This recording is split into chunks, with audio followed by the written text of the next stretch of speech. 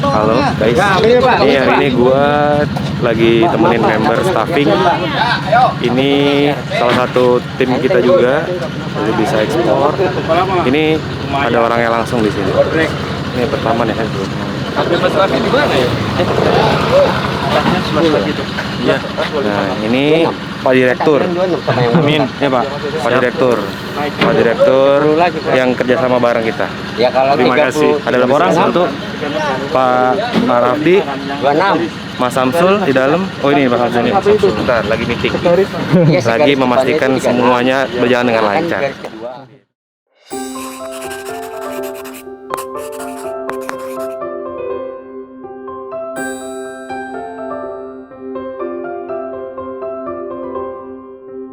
Nama saya Rafdi Firman Syabas, usia 30 tahun, pekerjaan masih karyawan swasta.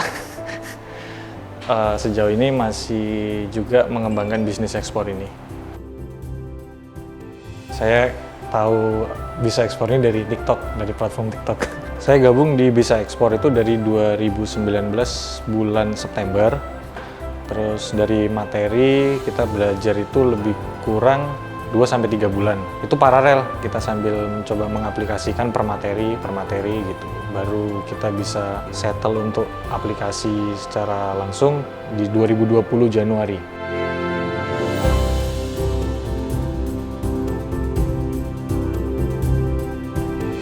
Perubahan belajar dari Bisa Ekspor banyak banget ya, banyak banget. Yang pertama, kita bener-bener ngerti tentang komoditi yang akan saya jual ini, dari supply-nya, terus dari semuanya lah, itu kita jadi ngerti.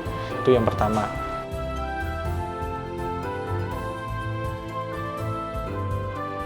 Yang kedua, serunya itu dan perubahannya itu kita punya circle atau link itu yang cukup besar dari sini gitu, dengan teman-teman satu komunitas.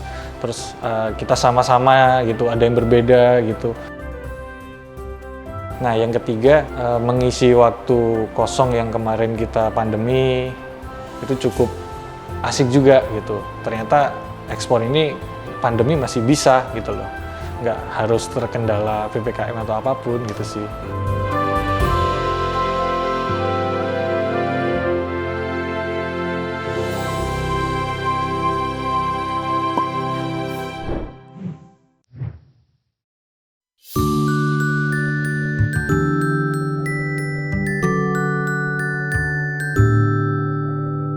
Saya mulai ekspor dari tahun 2019. Kalau ditanya sudah berapa kali ekspor, sebenarnya dengan kita kirim sampel, dia membayar biaya sampel dan ongkos kirim, itu sebenarnya ekspor gitu kan. Makanya kalau kirim sampel kita sudah sering sih. Ekspor pertama kali itu ke Bangladesh, 20 feet, buah naga, bulan Maret April kalau nggak salah, 2020. Untuk mendapatkan deal dengan buyer ini kita butuh waktu sekitar 1 bulan sampai kita bisa sepakat. Waktu produksi juga seru ketika kita cari supply ke Banyuwangi terkait buah ini, ke petani gitu. Ternyata dia hanya bisa supply sekian gitu, mau nggak mau kita harus cari nih. Terus akhirnya kita kolaborasi sama teman-teman Bisa Ekspor yang lain juga, ada nggak gitu kan. Saya fokusnya itu untuk di buah-buahan. Kebetulan kan ada teman jual buah naga nih, kenapa nggak saya coba, terus saya terapkan ilmunya dari materi, cari market, oh ternyata ada, terus saya pahami mengenai karakteristik, handlingnya, seasonability-nya, supplyability-nya. Sejauh ini, sampai detik ini kita sudah mengembangkan bukan hanya di buah, tapi ada di spices dan kopi juga.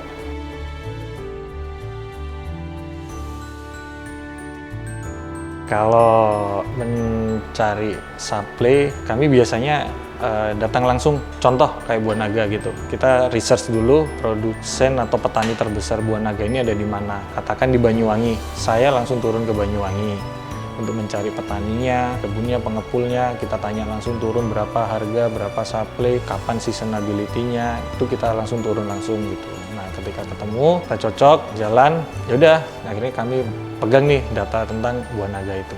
Buah naga ini punya market atau demand di pasar internasional tuh ada gitu. kenapa nggak kita coba untuk kontribusi nih ke pasar internasional untuk buah naga. Awalnya di situ. Sejauh ini kami ambil suplai dari Banyuwangi sih, Jawa Timur, untuk buah naga.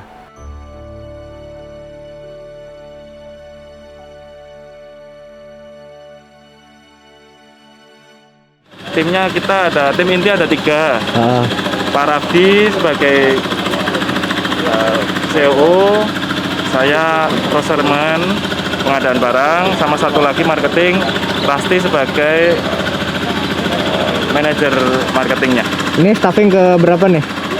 Staffing kebetulan kita ke-4 ini, di akhir tahun ini staffing ke-4 kali.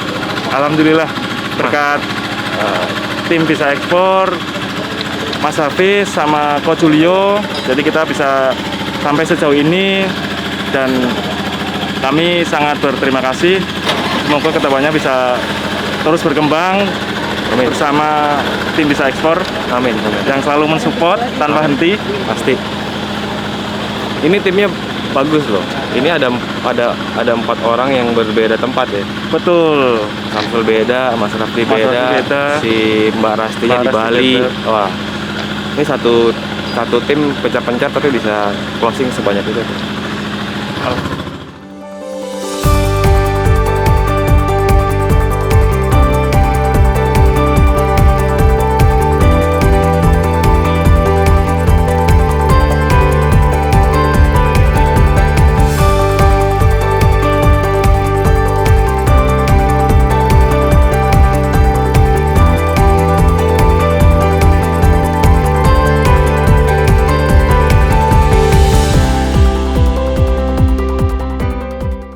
Teman-teman bisa ekspor, membantunya banyak sih sebenarnya terkait suplai, terus juga terkait masalah arahan nih kalau market lu lebih baiknya di sini gitu, terus terkait masalah finance juga.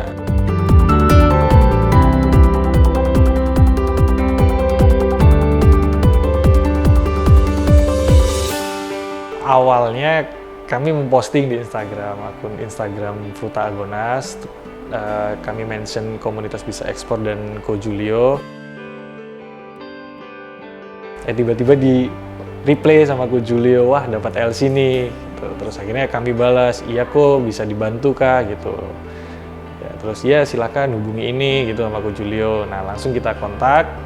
Terus akhirnya kita di range meeting juga sama teman-teman bisa ekspor. Ya alhamdulillah kita dapat bantuan dari tim bisa ekspor dan Ko Julio.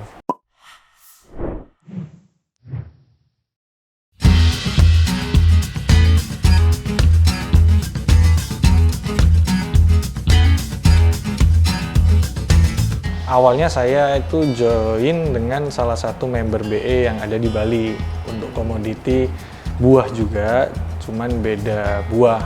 Nah, kemudian dari situ berkembang, kita sering istilahnya kopdar nih sama teman-teman bisa ekspor, nongkrong gitu.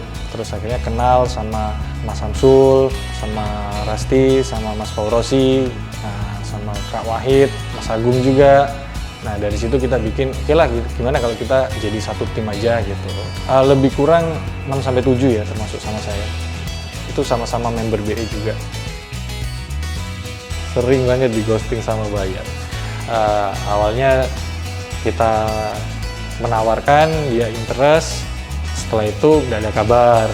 Berapa bulan ke depan dia nanya lagi, itu sering banget. Member bisa ekspor batch 2. Pertama kali gathering ya, gitu ya. Pertama kali gathering tuh ada Mas Samsul. Sekarang udah ekspor 4 kali ya? Iya betul, 4 kali. Berapa ratus M? Masih puluhan. Belum sampai ratusan. Oke. Ya, paling enggak mohon doanya saja. Betul, paling enggak udah bisa beli yang lain-lain. Amin. Amin. Kalau buyer yang dihubungin banyak ya, nggak bisa ngitung. Cuman yang masih kita jalin komunikasi lebih kurang ada 20-30 buyer sih, masih tetap kontak dengan kita. Buyernya ada di Dubai, ada di Bangladesh, ada di India, ada di Mesir, sama ada di Pakistan.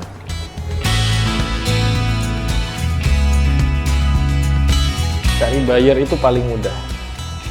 Yang paling susah adalah cari produknya. Benar produk itu ada, tapi kalau kita nggak bisa mengerti ability-nya, rantainya, yang ada ketika kita dapat buyer, kita kalang kabut di produksinya.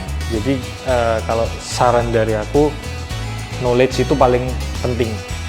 Knowledge itu nggak hanya kita tahu barang ini tanggal sekian, nggak, tapi kita tahu rantainya, suppliernya, ability-nya, terus season-nya itu perlu banget.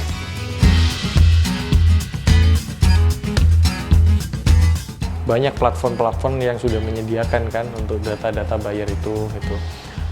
Dari awal, Ko Julio sudah bilang pakai Go Forward, diverifikasi nama buyernya di LinkedIn atau di Facebooknya dia. Kita connect di situ, kita kenalan, kita tanya apa benar butuh ini gitu. Itu bisa dapat kita.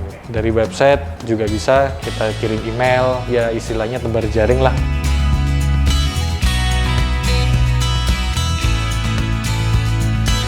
Untuk cari supplier, pertama kita research dulu nih, kita mau main komoditi apa, itu yang pertama. Katakan kita mau main komoditi buah naga, kita research nih penghasil buah naga di Indonesia terbesar ada di mana. Nah yang kedua kita datangin, contoh Banyuwangi, kita datangin nih ke Banyuwangi, kita tanya ke instansi minimal kelurahan lah, ke Pak Lurah, di mana di sini ada petani atau pengepul buah naga, di mana kebunnya, itu kita samperin.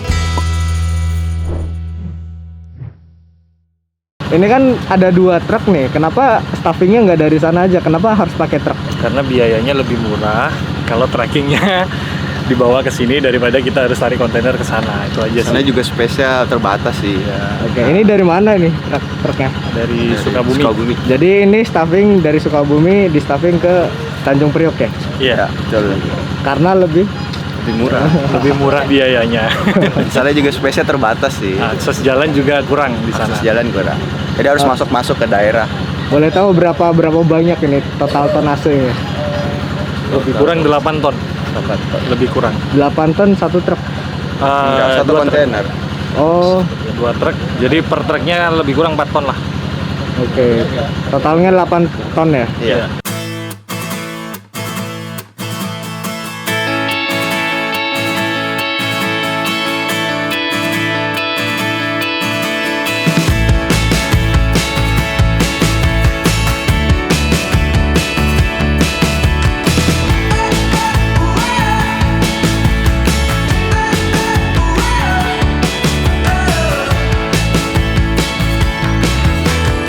Kita nggak bahas omset ya, karena kita ngelihatnya dari revenue aja sih.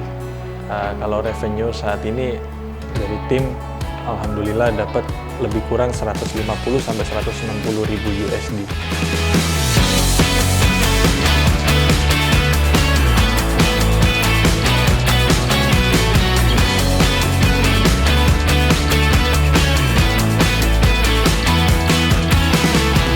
Buat teman-teman yang sudah mulai gabung di Bisa Ekspor, saran dari saya, pahami dulu knowledge dari produk, research market sesuai dengan produk yang kita punya, dan jangan patah semangat kalau di ghosting. Ya, untuk berbisnis dalam Bisa Ekspor, nggak mungkin dalam waktu singkat sesuai dengan harapan kita. Pasti selalu ada kendala dan itu jangan patah semangat. Itu sih kalau menurutku.